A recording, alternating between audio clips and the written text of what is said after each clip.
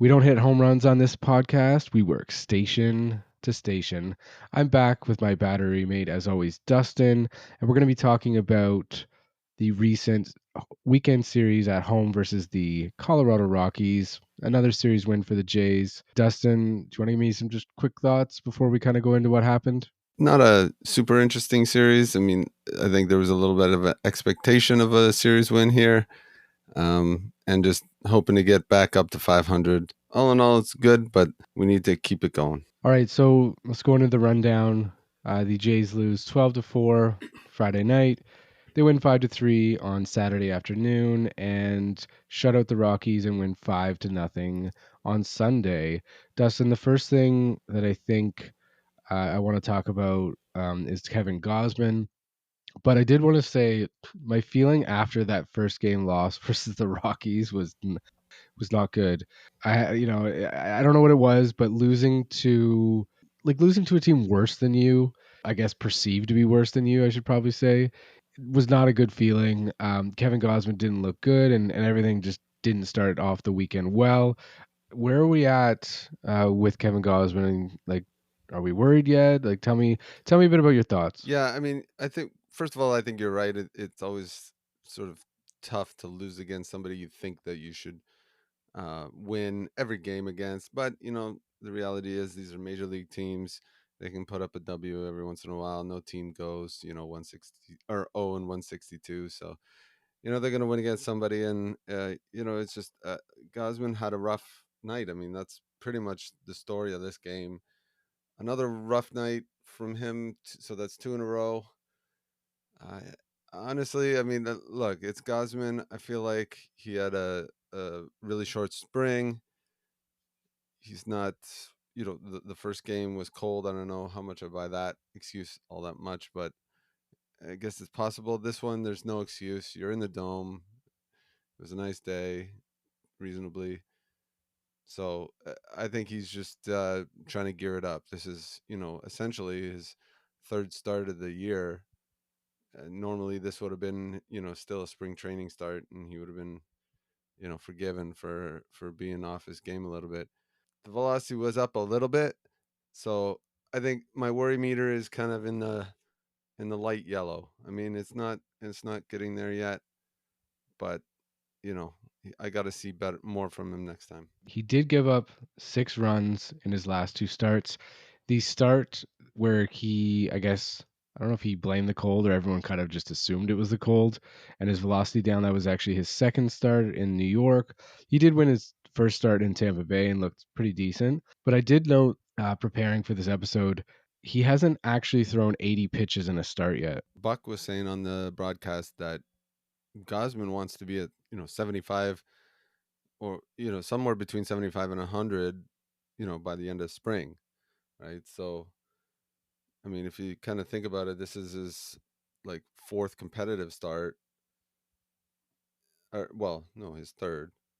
I mean, this would have been around close to that time where he would be built up to 75, 80 pitches. So yeah, I mean, it's tough. And then when you get hit around, that 75, 80 pitches doesn't last long into the game either. So it's tough on the bullpen. I'm sure Gosman's doing his best to get himself back into shape. I'm not pulling the parachute, but it's something to keep an eye on, and I'm sure he'll be back into form within the month. Well, I definitely think it's something to keep an eye on. Let's give it to the end of April. I'm not going to say I'm not worried, but based on what we're seeing here, like the velocity is back, but he did get knocked around again, and I don't know if is that the Colorado Rockies having, the best night of the season against a really good pitcher? Maybe. But we'll see at the end of April. We can maybe revisit this and see where Gosman's at. I think he'll be okay. Um, he obviously hasn't got off to the start he has wanted, and he hasn't got off to the start that Mr. Jose Barrios has got off to, Dustin. No, absolutely not. I mean, and if you think about it, they gave Manoa last year almost till the All-Star break to work it out. So I'm sure they'll give Gosman in a little bit. But yeah, Burrios, I he's looking strong. Another great night from him tonight. I think he is a kind of showing just an extension of what he was doing last year. If not, he's sort of even improved a little bit. He's really pounding the strike zone, getting soft contact, striking guys out. Nothing bad to say about him right now. Early sort of Cy Young vibes, if you will. We'll see about that. Well, so far 1.05 ERA. He's 3-0, and he has. I actually did note he has 25.2 innings pitched. He actually has pitched the most innings in the majors currently. Yeah, I'm not surprised at that one. He's been really efficient. A lot of not if not 1, 2, 3 innings. Very very quick outings. Well, given that Garrett Cole's out and a bunch of Tampa Bay pitchers are out, I guess we're probably maybe middle of the season we can maybe compare him to some of his competition and see where he does stack up. But yeah, I think so far if there's a Cy Young candidate, I guess it's super early for that, but I think Barrios is definitely probably if the Jays were to submit a particular pitcher for that, I think it's obviously Barrios in the way he's pitching. Yeah, at this point, I mean, he's making a case to be the ace of the squad. His sinker looks really good. He's throwing it for strikes. Getting a lot of swing and miss, um, and a lot of weak contact. If I had to say anything, like he's just able to make guys chase the ball outside of the zone quite a bit.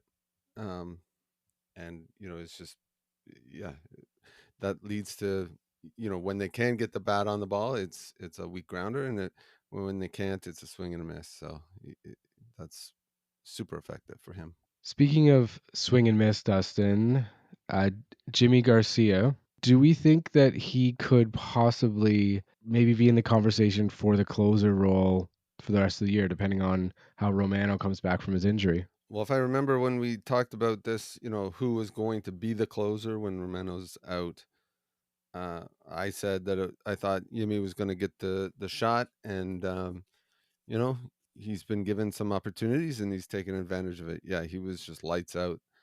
Um, I think it was on Saturday night. Uh, just 1, 2, 3, ninth inning, just looked like no trouble.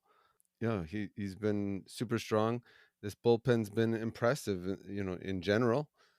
Through missing Romano and Swanson, which is very encouraging. I thought we would be a little bit of a, can't wait for them to come back. I mean, once they're back, it's even better. Like this is going to be a really good bullpen as long as they can sort of stay fresh and keep things going like this.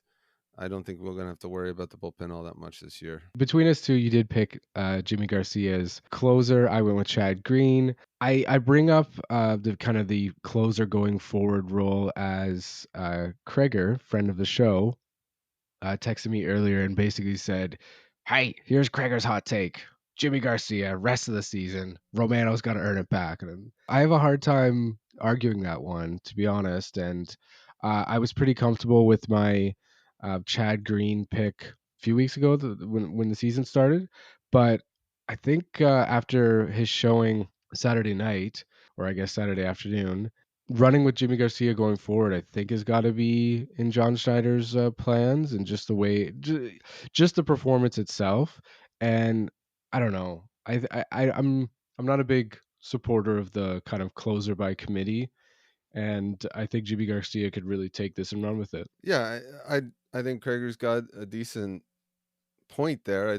I mean, I'm sure once Romano, I mean, assuming that he has some strong outings in Buffalo on his rehab stretch, and he comes back and he's sort of in Romano shape and pitching the way that they expect him to, I'm sure he'll get the closer spot.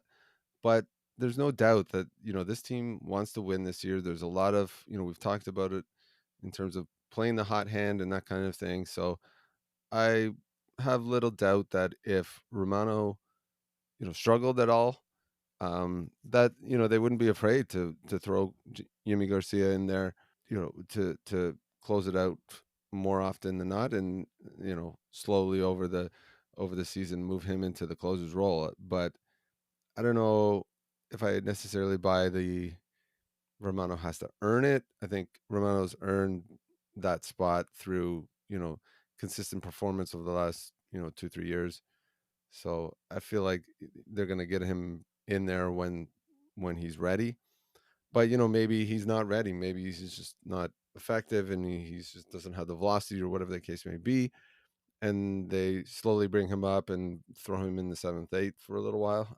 I guess that's possible, but I have a hard time thinking that's going to be the way they go about it. Another pitching performance that I did want to mention, Nate Pearson. He had a good ninth inning today. I'm wondering. I'm just kind of looking through the roster right now, in terms of the pitchers. They already sent one guy down that I thought that was going to go down for Yariel Rodriguez. So yeah, to me, it's Nate Pearson and Mitch White are the sort of on the bubble guys. Speaking of Yariel Rodriguez, Dustin, I was wondering if you could give me some thoughts on his performance and some initial thoughts on what you make of him as a pitcher. My initial thoughts were, I mean, one, you can definitely see like the Japanese influence in his delivery. You know, sometimes he has a little hesitation sometimes with the knee, and then he pitches, and sometimes it's nice and smooth, and he doesn't do that. So you can see that. I mean, I was really impressed by his whiff rate, like the amount of swing and miss he's got, and he definitely struck out a lot of guys in his outing. They're gonna have to build the arm up, in terms of number of pitches for him to be, you know, effective long term. And but he looks good, and that contract is looking, like a pretty smart idea if he can maintain this effectiveness over uh, a long season. We'll see. You know, he did face Colorado. It's not, we're not talking the Yankees here, which will be, I guess, the next test if that happens. I think he would line up against the Yankees. So we'll see there. But yeah, he looked interesting. Um, I guess the one question that you know people have talked about is he hasn't pitched for a year, so what's going to be the plan with him? Is he going to have an innings limit on the season? Um, is he going to are they going to kind of try and piggyback him with um, whether it be Manoa or anyone else, out of the pen, long men kind of thing, and just switch it around. We'll see, but you know, just another depth guy, and definitely nothing to scare you in what we saw this weekend. Well, I definitely thought the Japanese influence was very obvious. Same as you. That classic hesitation in their windup, and that's not something that every pitcher has, and maybe that's something different that he brings. And he seems to throw a bunch of different pitches. I don't know if it's quite Chris Bassett, amount of pitches, but a lot of different pitches. None of them are really straight, which seems to be good. And I'm looking forward to seeing him a little bit more. I didn't really get too much of an opportunity to watch him this weekend. I, the, the Colorado Rockies not super high on my priority list with spring upon us, but I definitely I'm looking forward to seeing more from him, and as you said, against tougher opposition. I think you're right. I think he throws like 5 or 6 pitches. Definitely a fastball, slider. I think he throws a splitter and a curveball, and maybe one other pitch like a sinker or something like that. One of those pitches. Um, but he seems like, at least from what I saw, like mostly a fastball slider guy. Most of the pitches were one of those two, and then he'll throw a split finger for to mix it in, and a curveball here and there to like a get me over thing or something like that. That's what it seemed like. I don't know. I'd like to see him in obviously uh, a lot more outings to get a better impression of that. But um, that's what I saw. Dalton Varsho seems to have come alive, Dustin. Uh, 2 home runs on the weekend, 5 RBIs with his grand slam. on Saturday. It looks like he's seeing the ball better. Yeah, it's a little bit encouraging, to see him at least put a charge in the ball.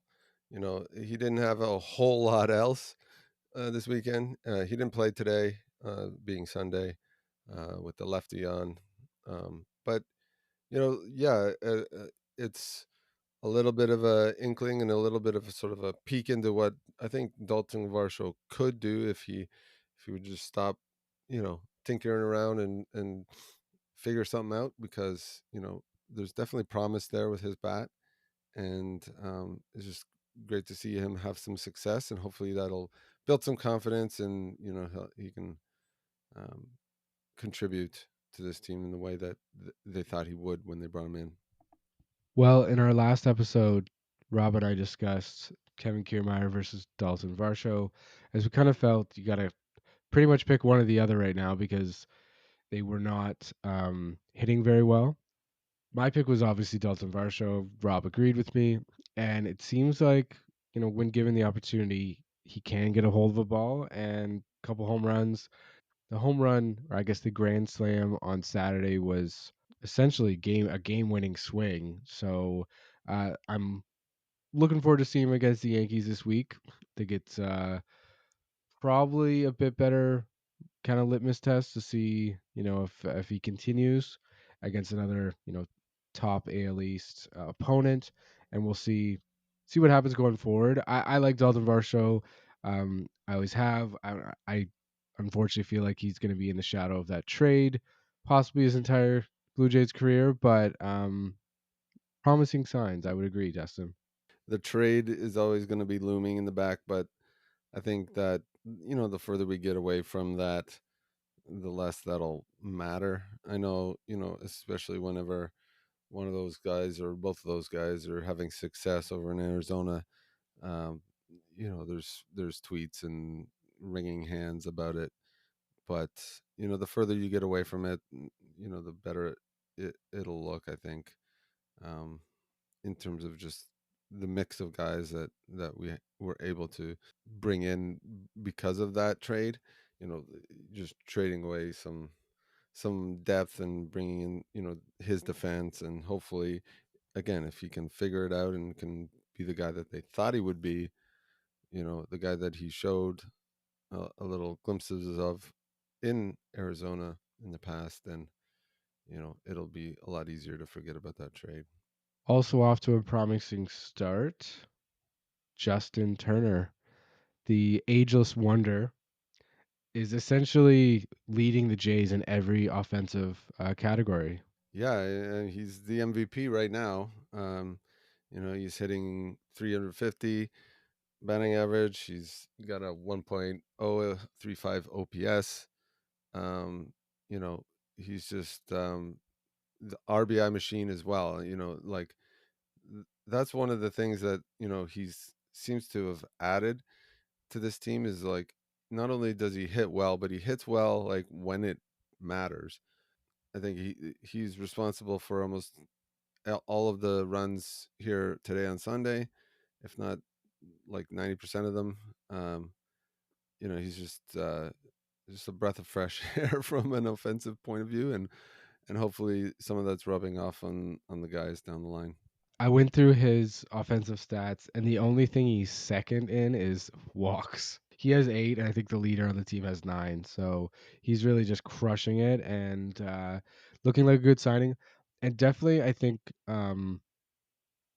another batter who you need different profiles, right? And if this is Justin Turner's profile in that he's a run producer, maybe doesn't hit home runs like he used to, and I don't think we should expect too much of that. But coming up in key situations, and he is hitting cleanup, so that's going to happen. He definitely seems to be delivering when it counts, and that's exactly what this team needs. Yeah, and just it seems like he's just not bothered by any situation, right? He comes on, there's guys on base, it's like, yeah, that's every day. Every day I come up with guys on base and hit them in. It's like he just does it. So, yeah, it's great to see somebody who can actually, put that together, and yeah, it's going to help this team win. over this season for sure. Well, I'm not gonna say that I expected this because I didn't, but I'm not surprised by it. When I heard all of the, I guess, interviews and off-season banter about how much he likes hitting, it seemed like a really good addition to the team. We can talk about another day about what other additions were necessary, but he seemed to be a really great addition, and he's proving to be not a Brandon Belt replacement, but really a Brandon Belt upgrade. Yeah, I think he is falling into that role of Brandon Belt, and there's a lot of conversation I've heard over Blue Jays commentary community, let's say, that Brandon Belt was a little bit a little bit less of a leader, and Justin Turner is a little bit more of that. That's something obviously we don't see on the field necessarily. Like I guess you do a little bit in the little side conversations and that kind of thing, but you don't see those kinds of things. So it's good to hear that. It's good to hear that Justin Turner is the kind of guy that just takes that on and people trust to go and talk to. And so hopefully, his sort of demeanor, his ability to be calm and collective and know what to do and have a plan at the plate, all those things. He can communicate that to the other guys, and they can hear a little bit better from a guy who's done the job, versus coaches are coaches, and some of them have played the game, but not all the coaches have had the success of Justin Turner, especially since like Justin Turner's career has been kind of not one of like a superstar, from an early age. Like he came up, he struggled, he went down, he back and forth, he had to figure it out, and then he was a superstar. So I think that can really uh, give a lot of advice to the young guys, who are at different stages of their career, whether they're struggling or whether they're expected to be the guy. Well, I definitely think Justin Turner is rubbing off, and I did see him hanging out with Cavan Biggio in the dugout. And Cavan Biggio, right now, he didn't play today in Game 3 against the Rockies, but Cavan Biggio has a nice little 8-game hit streak going, Dustin. Yeah, you know what? I'm a fan of him. I think that he's just it's a little bit cliche, but he's just like the ball player. Like I don't know. He reminds me of the kind of guy that I would be if I were a major league pitcher, maybe, or player. Maybe just the guy that just gets it done and does whatever he needs to do, can play whatever position you want him to play, and can just he tries to get on base and he tries to just not do too much. He knows his role, and yeah, like you said, he's got a 8-game win streak or a hitting streak. Hopefully, he can keep it going. I'm sure he was only out of the lineup because of the lefty pitcher today, um, but they'll get him back in there because again, this team has been sort of playing the hot hand, and it's good to see him have some success because I think Kevin Biggio is the kind of guy you want at the bottom of the lineup to turn it over and to get on base and just to cause some havoc for those guys at the top. Second base was occupied today by Isaiah Kidder Falefa. And Dustin, I think it's a good time to make a little comparison with the player he essentially replaced on this roster. Yeah, I wanted to bring this up because I was just looking. I was like, how's Matt Chapman doing here at this point of the season? Because we had been talking about Isaiah kind of Falefa, and I had my little bold prediction of 2 WAR, that he's going to put up this season. He's already, I think, at point .7 of that. So it's a quarter of the way there. He's getting there. So I wanted to check in on Matt Chapman. It doesn't look like he's doing too well. Now, if I remember last year, Matt Chapman had a really strong April, and everything else was bad. But um, you know, he's right now he's batting 213, which, look, on this team, he'd be he'd be one among many, batting in the 200s, but and he's got a 666 OPS. But comparing that to Isaiah kind of Falefa, who's batting 300 with an 814 OPS, I think early indications are that we won that kind of. It's not a trade, but we won that exchange, hopefully. And I don't know if it's going to stay that way, but Uh, if it does, then I guess Ross Atkins is the genius that everyone um, is saying he's not. Well, he hold on, let me stop you there. He's not a genius, but um, okay. So IKF, his highest career WAR was 3.6. That was in 2021 with Texas. Right now, it seems like he has figured out to hitting, and that was always the concern bringing him in. It seemed like another glove first guy who couldn't really hit, but he's been given an opportunity to essentially play every day, and he's really run with it. I did note, I reviewed and kind of did note everything that you mentioned 300 average. Um, his OPS plus IKF right now is a 139. The only thing that Chapman kind of has, and really throughout his career has kind of shown, is he has more power. He's hit 3 home runs so far this year, but really, I don't know. Matt Chapman seems to be kind of picking up where he left off last year. Not really good for prospective future contract that he's hoping for, but I think Dustin, when it comes to a player like Matt Chapman, and you know, giving him a big contract, and everybody seemed to be okay with, if it was certain figures that okay bringing him back. But sometimes you just have to assess of whether this guy is going to get any better or if it's diminishing returns. And from what I can see, going through Matt Chapman's numbers the last few years, of course, Matt Chapman is he's immense at third base in terms of defensively, but he seems to be a diminishing asset. The days of his highest WAR was 7.8 in 2019.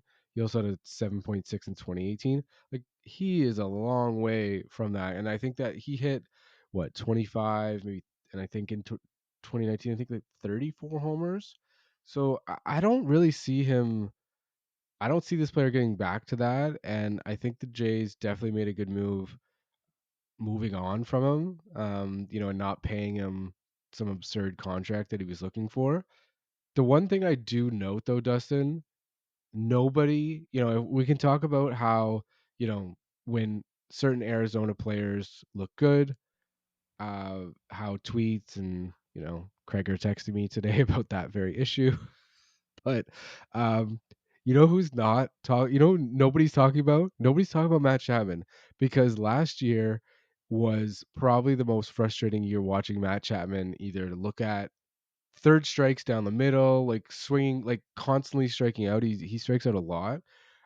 And it's funny because as good of a probably the baseball player overall as Matt Chapman is, I don't think anyone in Toronto misses him. Actually, sorry, I should correct myself. We have a listener named Chris. His son's favorite player is Matt Chapman. He obviously needs a new favorite player. But other than that, I don't think anybody in Toronto is missing Matt Chapman at the moment. I think it's funny that you say that nobody's talking about Matt Chapman. I think there was one time when it was like Matt Chapman just hit a grand slam or something. I think he did hit a grand slam earlier in the year, and on that same day, IKF like struck out 3 times or something like that. So, like I heard it once, but you're right. Like they haven't been talking a whole lot about that because there's not a whole lot to talk about. There's not a whole lot of um, you know highlights to shove in our faces. It's funny how that goes. When it's a good move, right? Nobody's whining about it, of course, because you're only going to focus on those negatives, right? Like it's like when you're talking about Ross Atkins and the trades that he makes. Well, let's talk about the Jose Barrios trade, right? Where are those two guys that they traded them for? I think they just are just coming up now into the system for I forget where it is, but Minnesota. that's right. I think they just both got called up recently in the last few days, one after the other, and they're not expected to be world beaters or we're not missing them. Nobody's talking about, oh, we shouldn't have done that Barrios trade, right? Because Barrios did good, and those guys are not doing so hot. So when it works out, no, everybody's silent, but it's always the Dalton Varsho for for Moreno trades, and they're you know replaying the Moreno home run and adult and Varsho strikeout back to back or something, and it's like, well, you're not showing that in context of all the moves and all the things that have been good. Well, I think the other thing that IKF brings, again, touching on what I talked about with Justin Turner, let's be really positive and assume he's going to keep, maybe he's not going to keep a 300 average. Let's say, I don't know, 275, right? That's probably still optimistic, but let's, for the purposes of this discussion, we'll say that.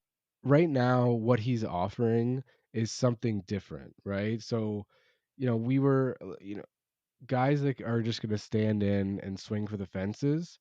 Yeah, you need some of those guys, but I don't want, nine of them, right? And let's be honest, last year there was probably a bunch of guys just swinging for the fences and missing quite often.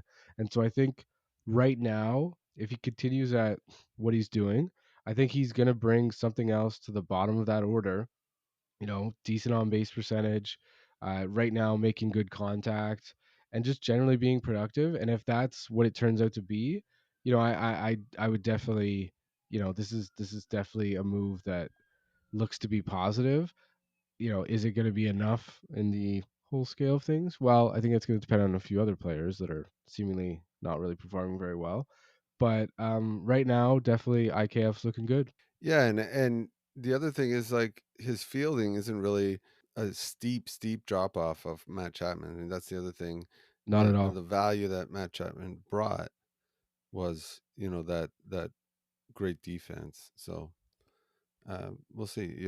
If he can, yeah, put together reasonable at bats and not be a complete liability, then I'm happy with it, because it opened up the possibilities for Turner to come in. I mean, if you sign Chapman and you don't sign Turner, I agree. I think that if he can put together a little bit of a, a reasonable league average at bat, or a little bit better, then it's a win.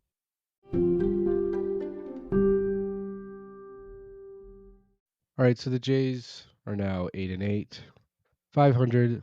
They remain in the basement of the AL East, but the AL East is pretty tight overall, other than the Yankees, who have kind of run out ahead of everyone. But the Jays will be playing said Yankees. They will be opening a three-game series versus New York at the Rogers Center on Monday. We have Bassett, Kikuchi, and Gausman going. And Dustin, any thoughts for this series? Anything you're looking out for? Gonna be another test. Obviously, the last New York series wasn't, the greatest. This time, I mean, we're at home, so maybe there's a little difference there. Uh, we got three guys on the mound that you know are capable of keeping us in the games. It's gonna be a lot harder than Colorado, that's for sure. Um, I'm hoping for a series win here that would really be kind of motivating for the team, and just really show them that they can beat anybody, because right now New York is hot. I think I saw somewhere they're looking to, like, beat some record of, like, being 10 games over 500 before 17 games or something like crazy like that. It's like some record they're looking to beat.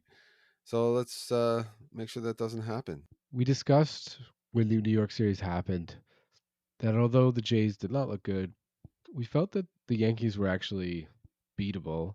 They have a really they have some heavies at the top of their lineup that can really mash, but the Jays scored runs in every single outing, every single game, and I do I think the Jays are going to win the series? I if I was placing money, I probably would say no, but definitely, I think the New York Yankees are beatable despite their 12-4 record and 750 winning percentage. That's obviously not going to continue as it is. And yeah, let's hang a couple more losses on them this series. Why not? Absolutely. All right, Dustin, I think that is all the time we have. Thank you again for joining me.